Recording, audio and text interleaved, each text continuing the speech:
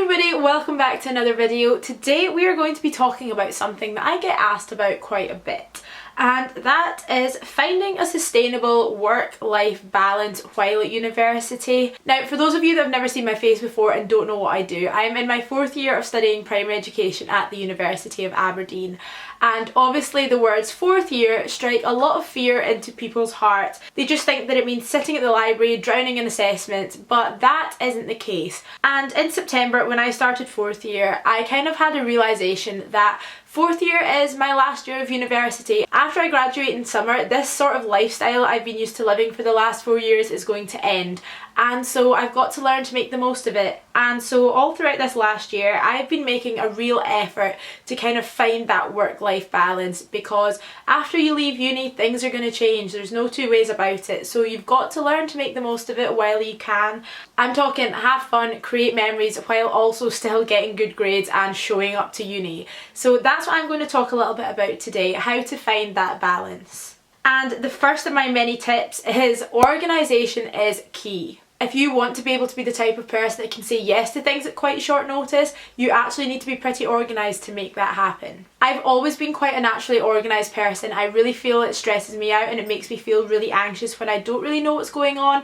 So the most important thing is that you need to know what you're doing when. That way you know when you have to have your work head on and when you can actually have fun. The way that I find this easiest to manage is as soon as you get certain dates, get them in a diary. At the beginning of every term, our course gives out a kind of rough timetable, and then at the beginning of each week, we get the timetable for the following week in a lot more detail. So as soon as that timetable comes out, I go to my diary and I'm writing in whenever I have lectures, tutorials, anything that I need to do so that I know I need to be there. Uni dates are the most important dates. You need to get these added into your diary first, because that is the #1 reason that you're at university. After you've added your university dates, add any times that you need to be at work if you have a job on the side, and then add in any socials. I'm talking sports and society socials, if you have like a friend's birthday coming up. Get all of those little things added in, and then you can work with the rest of your time. I just want to add here that I do think it is extremely important that you add in these socials into your diary. A lot of people might think, oh no, just put in the work side of things and if I have time I'll go to the socials, but you need that balance, and one of the first steps to getting there is making time for it in your diary. And moving on from that, my next tip is set yourself a manageable schedule. Working all day is not good, and even though when you're at uni there's a certain amount of hours that the university expect of you to be working, that does not mean that you should be sat in the library from like 9 till 5. University is not a job, and I understand that treating it in that way when it comes to exam season can be really beneficial, but when you're just kind of warming up in a new semester, there is no reason for you to be in the library for that length of time. My course is pretty heavy on contact hours. We're pretty much Monday to Thursday 9 till 3-ish. If I have extra work to do, I might stay in the library for a little bit after that, but I'm by no means setting myself a specific time schedule to be at uni. Make the most of your times that you have in between lectures and tutorials. If you have a 2-hour break, that's the perfect time to get yourself to the library, do a little bit of reading, which means that when you finish your lecture at 3, you can go home. You're not going to be stuck. I also think it's extremely important that when you are creating yourself a little schedule, nothing is set in stone. Allow yourself to make changes, because that is the beauty of being at university.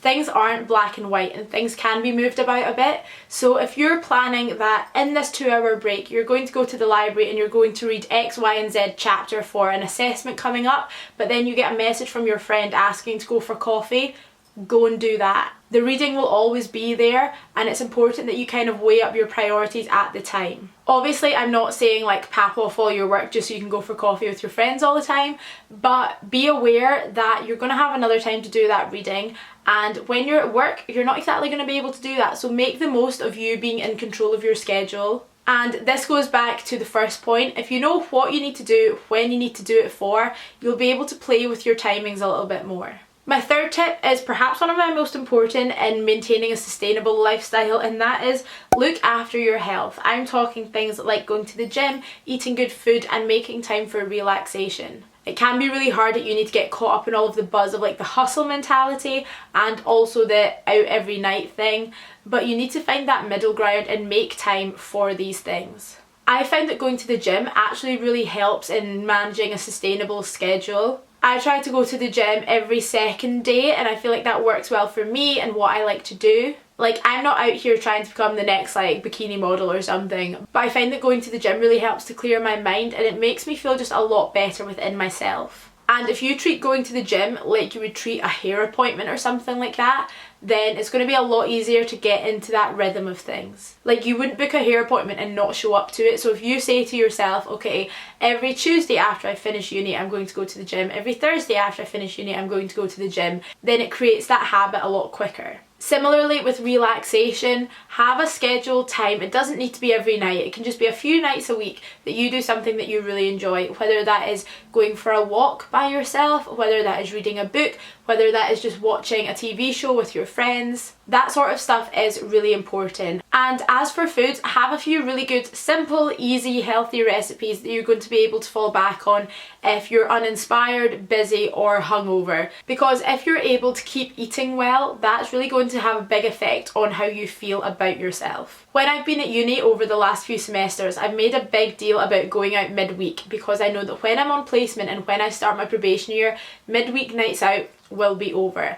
And with that also means waking up for my 9 AM lecture the next day. And I feel like that's a lot easier to do if I have good food in me, I'm feeling energised. And I feel like making time for eating well, going to the gym and having some relaxation when I need it really helps with that. My fourth point here is make time for friends. I feel like this is an absolute biggie, and especially when you get into third and fourth year, things are getting a little bit busier, your grades actually start to matter. A lot of people fall into the trap of just focusing on that rather than what's going on around them. And particularly over the last semester, something that's really stuck in the back of my head is people always say that university is the best years of your life, and the only way that that's going to be the case is if you make it great. I know that I've met some amazing people while at university, and while I'm here, we're all living in the same city, we're all kind of on the same wavelength. I want to make as many great memories with those people as I can, and that's not going to happen if I am sat stressing about a deadline that's tomorrow that I've not done yet. I feel like there's this big misconception that if you're organised, you're not fun, and the only way that you can have like crazy stories is if you're a little bit spontaneous. But I honestly feel like in order to be spontaneous, you need to have everything together in the first place. Like, having everything written down, being aware of your deadlines and when they're due means that you can do them before like the night it's due, and in doing that you then free yourself up to be able to say yes to a random night out. Literally last Wednesday I went to uni, went to the gym, went for lunch, and then I got a call from my friend asking if I wanted to go to Glasgow with her for a few days. And the only way that I was able to say yes to that is because I was aware of what was going on. Although it was midweek, I knew that I'd done everything that I had to do for that week, and I was able to say yes. Whereas if I'd left everything to the last minute, I wouldn't have been able to go on that trip. So make time for your friends, make your friends a priority. Go for catch-ups, go for lunch, go for coffee, go on nights out. Just make time for the people that have made your university experience what it is so far, because it's pretty much guaranteed that as soon as you graduate you're all going to go off into different places, do different things, and you're not going to get to see each other as often. You're not going to be able just to like run around the corner and annoy them in your pyjamas after a night out. And my final tip, something that I think is extremely important in finding that sustainable lifestyle, is go outdoors. It can be extremely hard when you get caught up in university life and you're constantly going from sleep, uni, nights out, sleep, uni, nights out. But you need to remember to get outdoors because it is incredibly good for your health, both physical and mental. Chances are that when you've moved to uni, you might have moved to a new city and you need to be able to explore that city while you're there. Me personally, I think that Aberdeen is great. I'd never been here until I came for uni, and there has been so much to explore. Aberdeen has a beach literally a 10-minute walk that way, and as soon as you drive 10 minutes out of the city there's lots of these tiny little towns that are great. There are mountains, so you can go hill walking, skiing in the winter. There is so much to do on your doorstep that I think kind of gets missed out in the uni lifestyle quite a bit. Not only will getting outdoors help you make the most of living in that new place, but if you have been on a night out the night before, it definitely blows off the cobwebs and it makes you feel a lot more alive.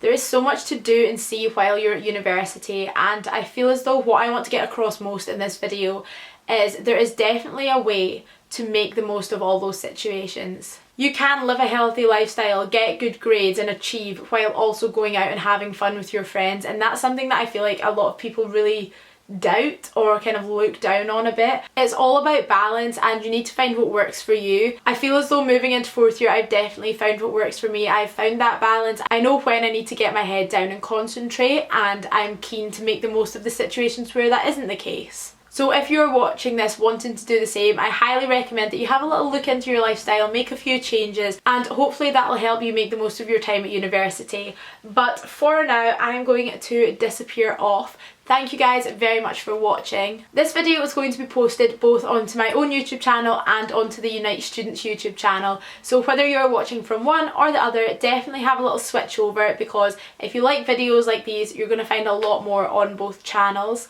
If you guys did enjoy this video, however, please do give it a thumbs up, subscribe if you are not already, and I will see you very soon with another video. Goodbye!